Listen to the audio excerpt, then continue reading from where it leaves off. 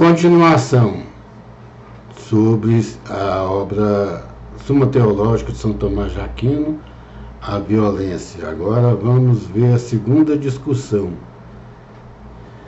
Parece que a beatitude do homem consiste no prazer. 1. Pois a beatitude, sendo o fim último, não é desejada por outra coisa, senão as outras por ela. Ora, tal se dá sobretudo com prazer, porquanto, como diz o Aristóteles, é ridículo perguntar a alguém por que deleitar-se. Logo, a beatitude consiste principalmente no prazer e nos deleites. Embora tudo na vida tem de ter um certo desejo e um certo deleite para você se realizar, né? E incentivar a sua atuação. 2. A causa primeira produz impressão mais veemente que a segunda, como diz no livro das causas. Ora, a influência do fim é relativa ao desejo do mesmo, por onde tem a natureza do fim último, o que move principalmente o desejo, e tal é o prazer. E a prova é que o deleite absorve a vontade e a razão do homem a ponto de fazer desprezar os outros bens, de onde se conclui que o fim último do homem, que é a beatitude, consiste sobretudo no prazer. Reafirmando, não é que consista, embora tenha que ter um certo deleite, uma certa atração, né, um certo apetite. O São Tomás de Aquino gosta desse termo, né, para que se realize a beatitude, as bem-aventuranças. 3. Como o desejo busca o bem, que todos desejam há de ser ótimo. Ora, todos os sábios incipientes e mesmo os irracionais buscam o deleite. Logo, este é o ótimo, e, portanto, no prazer consiste a beatitude, o sumo bem. Agora, em contrário, diz Boécio. Boécio é um grande intelectual, muito religioso da Idade Média, que já teve sua glória naquele período e agora não tem mais tanta glória como nós falamos. A questão da volatilidade da glória é que tira sua característica de beatitude, enquanto as bem-aventuranças, até hoje, nós lemos até em nossa página do Facebook, se alguém for lá, né, nós vimos que continuam atuais as bem-aventuranças. Solução. Boécio diz que são tristes as consequências dos prazeres. Isso aqui é uma coisa que remonta a Santo Agostinho, né? Que teve uma vida desregrada, se entregando aos prazeres, e depois ele caiu em si e caiu em muita tristeza e só encontrou esperança em Deus.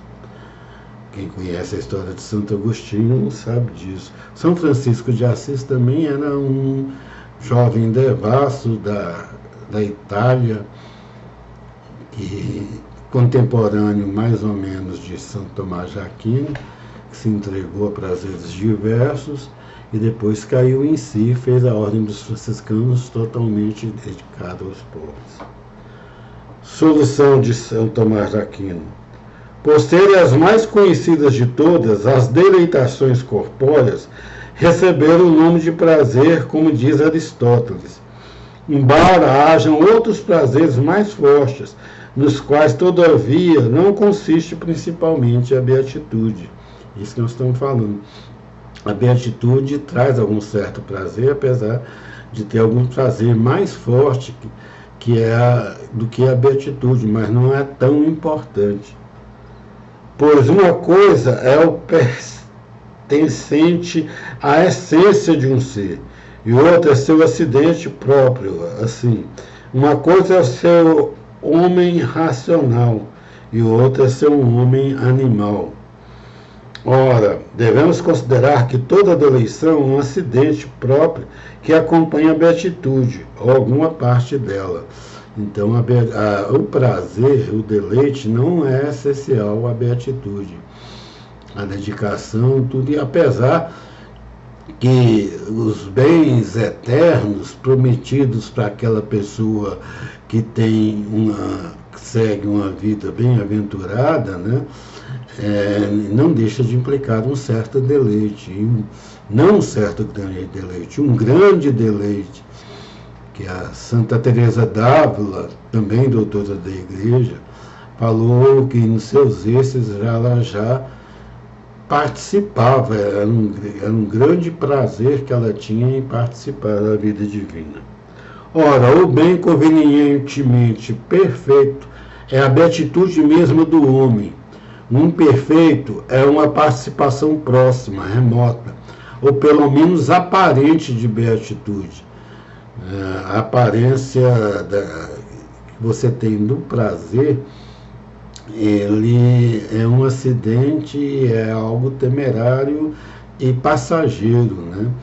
Enquanto a beatitude ela não tem muitas vezes tanta força, principalmente entre os jovens, né? Ter uma vida casta, uma vida dedicada, mas que para o fim último ele se mostra necessário. Por onde é manifesto que nem a deleitação resulta do bem e a essência mesma, mas algo que dela procede como que acidentalmente. Esses prazeres podem ter sua força, em certo momento serem preponderantes, mas são acidentes. Depois que a pessoa fica velha, tudo, né? Muitas vezes ela perde a graça de tudo porque o tanto problema que ela vai tendo com a decadência humana irreversível. E somente sobra a esperança de uma bem-aventurança eterna.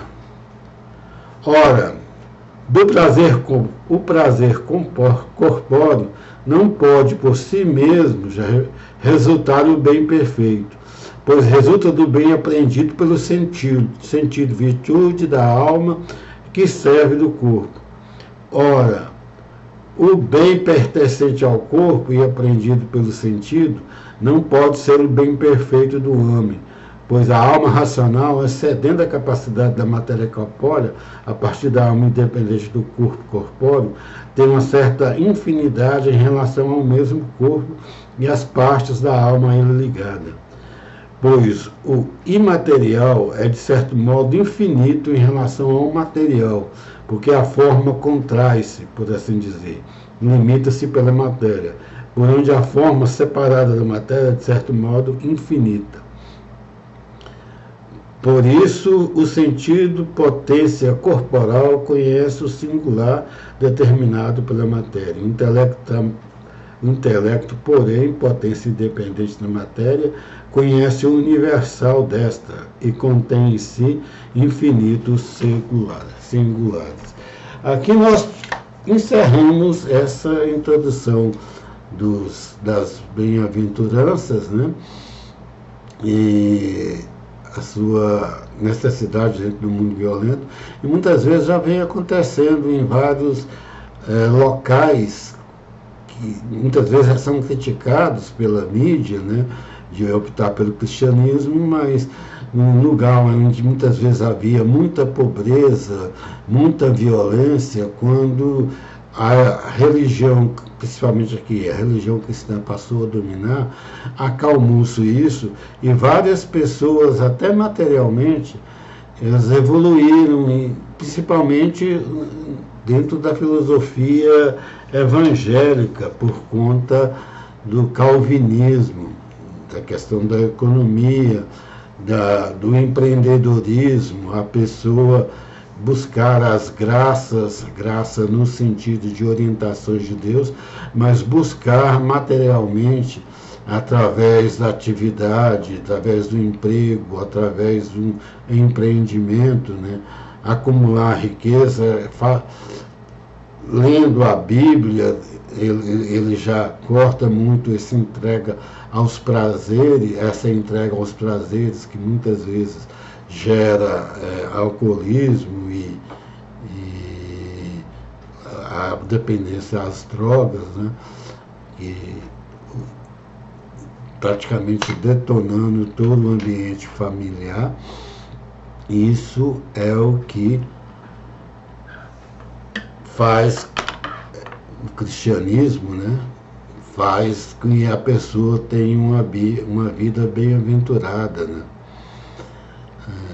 Então, nós agora vamos passar para a questão da virtude e ver mais ou menos como que isso funciona. Boa tarde a todos.